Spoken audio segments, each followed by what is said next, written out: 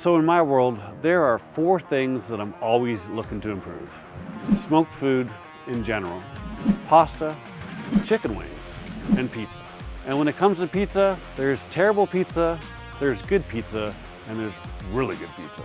Today, I've conjured up something in my mind. We're gonna try a little experiment to see if I can improve on a Kamado Joe pizza that's already pretty darn good, but I'm gonna see if I can level it up.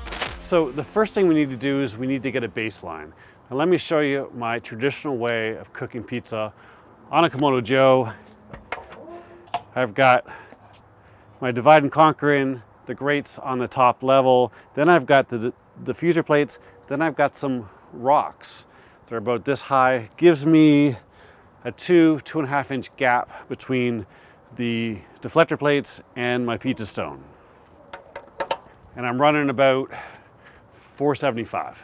Why do I have the stones in there? So what that does is that allows the deflector plates to take the brunt of the heat, but not get our pizza stone too hot and burn the bottom of it.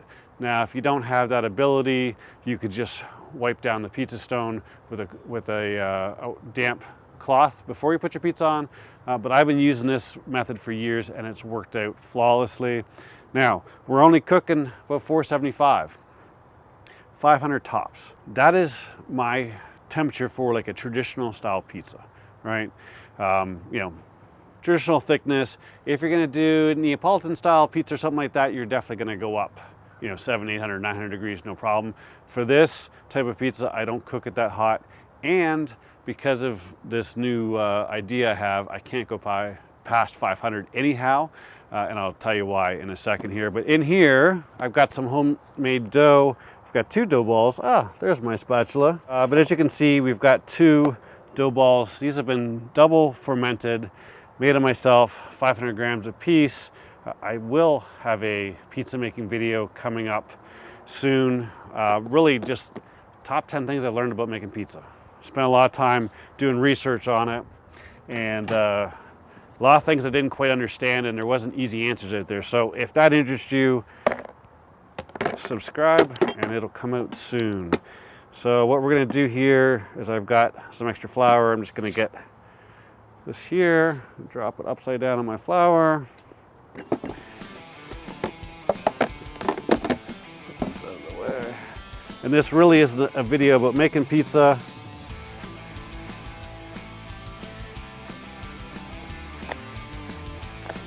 If you got any little bubbles, just a side tip there, make sure that you pop them because they're just gonna burn. Now, this is double fermented, so it's full of air. So I'm just popping them around the outside. This is gonna make like a thicker pizza. I'm gonna make them both about the same.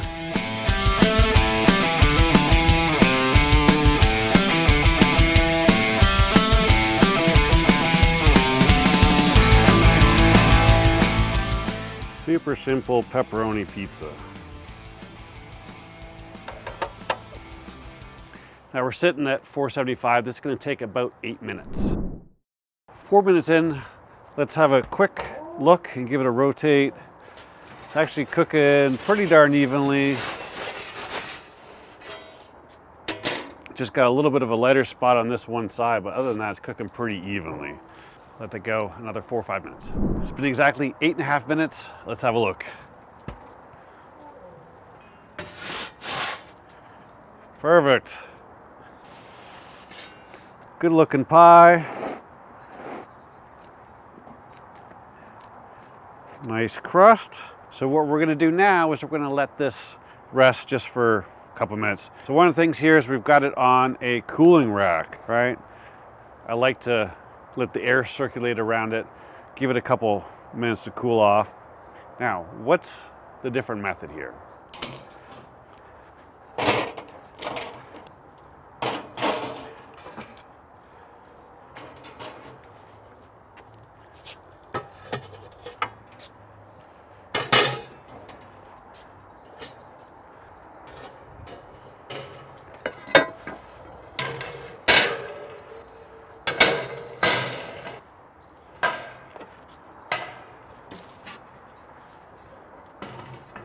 Now what are we doing here?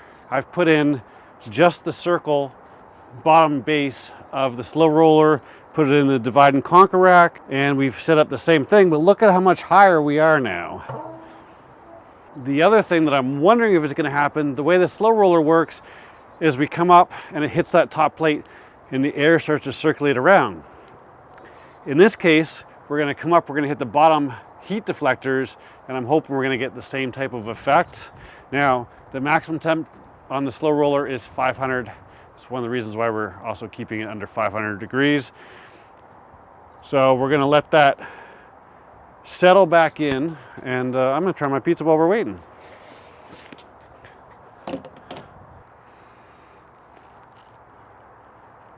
This piece right here, screaming my name on it, 3 pieces of pepperoni. So you can see we've got a nice crust on the bottom of it. Looks like I could have preheated it just a touch longer, but overall it's a great piece. The dough's nice and crunchy on the outside and then chewy on the inside, so it's nice dough. A pizza that pretty much anyone's going to be happy with. Let's let this get back up to temp and we'll try it raised up. So it gave us about 10 minutes just to allow the stones to get back up to temperature since we took them out.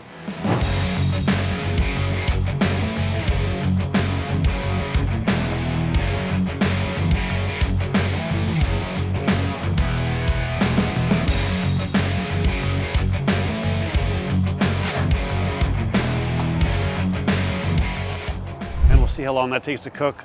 I'm predicting because it's higher in the dome, we're gonna get a little bit more top-down heat.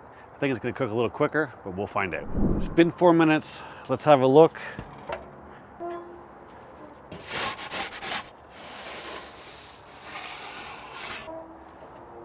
Four minutes in, I'm not seeing any differences yet. Been exactly 8.5 minutes.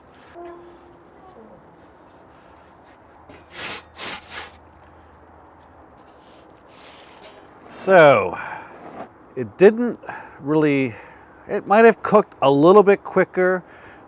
The one thing I'm noticing, and I'll show you a shot of the other pizza, but you can see that the pepperoni cups are getting that, where they cup all the oil, they're starting to fold up, which tells me we've got a little bit more heat coming from the top.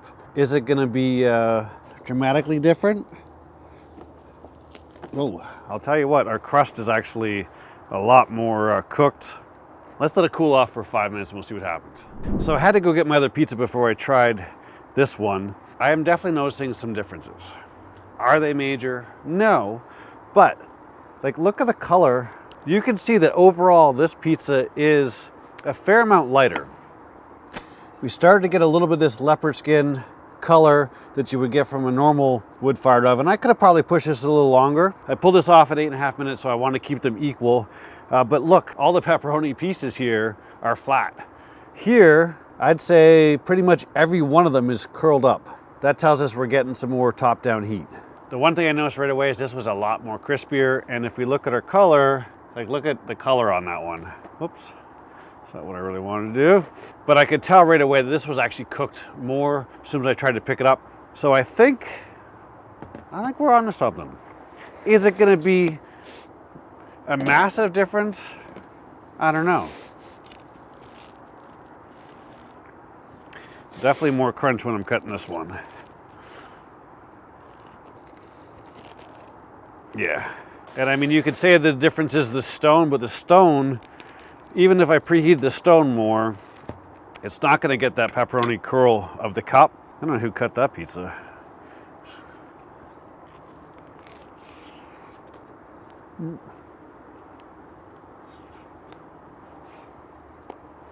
There are some differences there. You can tell it in the taste of the pepperoni and the crispiness of the pepperoni. Pizza kind of rose just a little bit more. It's not quite as dense. And it's got a much nicer crunch to it all the way through. So it is an improvement. I think we're onto something here. Why are we doing this? Well, not everyone has the Dojo, and while the Dojo does a great job, if you have a Series 3, you've got the slow roller, and you can use that without having to buy the Dojo. And I think your pizza game is going to be stepped up. I'm pretty happy about how it turned out. I think there's definitely a difference. I think you got to give it a try for yourself. Hopefully you enjoyed the video. If you did, give it a thumbs up. Don't forget to subscribe while you're down there. Thanks as always for watching. I'll see you soon.